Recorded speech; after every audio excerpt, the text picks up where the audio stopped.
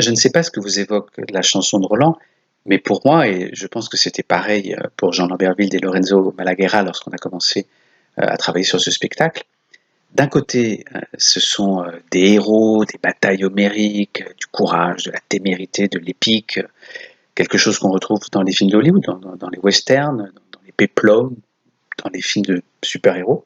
Et puis d'un autre côté, c'est les bancs d'école, ce poème en ancien français dont on connaît l'histoire, mais dont on a lu au mieux quelques extraits, on va dire, sans enthousiasme particulier. Alors, au fond, tout notre travail de traduction, d'adaptation à Jean Lamberville et à moi, ça a été de retrouver une vraie langue pour la chanson de Roland, une langue qui soit vivante. Parce que, à l'origine, il faut se rappeler que la chanson de Roland, c'était tout sauf un vieux texte qu'on étudiait en cours de français. C'était une aventure, c'était surtout une chanson de geste, c'est-à-dire un spectacle que les acteurs du Moyen-Âge, qu'on les appelle troubadours, jongleurs, trouvères ou autres, venaient raconter, venaient jouer, improviser devant un public. Donc c'était tout sauf de la littérature, c'était du spectacle. Et c'est cela qu'on a voulu retrouver en faisant entendre la bataille de Roncevaux à nos oreilles d'aujourd'hui, c'est-à-dire en écrivant pour Grand Blanc, le clown blanc de Jean Lamberville, une version sur mesure, une version à jouer de la chanson de Roland. Alors, est-ce que ça veut dire qu'on a tout réécrit? Pas du tout. On a fait des coupes, bien sûr, sinon le spectacle aurait été bien trop long, mais ce qu'on a conservé, on l'a traduit vers à vers, vers après vers.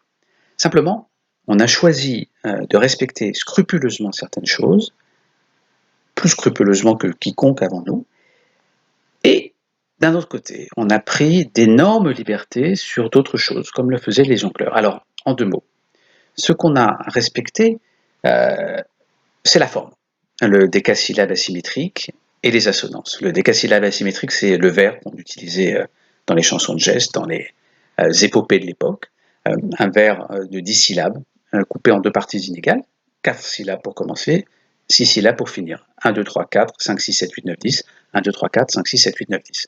Ça crée quelque chose d'hypnotique, une forme à la fois contraignante et inspirante, qui est formidable pour le comédien. Et puis les assonances, ce sont soit, c'est la façon dont se finit le vers de chaque laisse, c'est-à-dire de chaque strophe. Le vers se finit soit par une rime, soit par une assonance en A par exemple. Ça veut dire que le mot finit en A, al, ar, am, peu importe. Mais ça crée des échos, d'un jeu de sonorités sur lequel on s'est beaucoup appuyé et qu'on a donc respecté systématiquement. Ce sur quoi, en revanche, mais dans la tradition des jongleurs, on s'est senti libre, c'est la façon de dire les choses, on va dire la poésie. C'est-à-dire qu'on n'a pas cherché une exactitude académique, on n'a pas cherché à coller au texte original qu'on a utilisé, le manuscrit d'Oxford, on a plutôt essayé de ressentir ce que Turold, qui semble signer le texte, ce que Turold voulait éveiller chez les spectateurs, les émotions, les images qu'il voulait faire naître en nous, pour ensuite les retranscrire avec nos mots. Et pour donner de cette façon à Grand Blanc, un clown d'aujourd'hui, et à sa joyeuse troupe de comédiens et d'animaux, de quoi vous faire rire et vous faire rêver, de quoi vous faire trembler et pleurer.